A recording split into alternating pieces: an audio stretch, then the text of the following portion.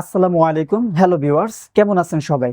যারা ড্রাইভিং লাইসেন্সের জন্য ফিঙ্গার দিয়েছেন বাট এখন পর্যন্ত আপনারা স্মার্ট কার্ড কিংবা স্মার্ট লাইসেন্সটি পাননি এবং যারা ড্রাইভার নিয়োগ দিচ্ছেন তারা চাইলেও আমার ভিডিওটি ফলো করতে পারেন। আপনারা আপনাদের স্মার্টফোনে লাইসেন্সটি চেক করার জন্য ফার্স্ট অফ অল চলে যাবেন ফোনের প্লে স্টোরে গিয়ে আপনারা সার্চ বারে গিয়ে লিখে সার্চ দিবেন BRTA DL চেকার, চলে আসবে।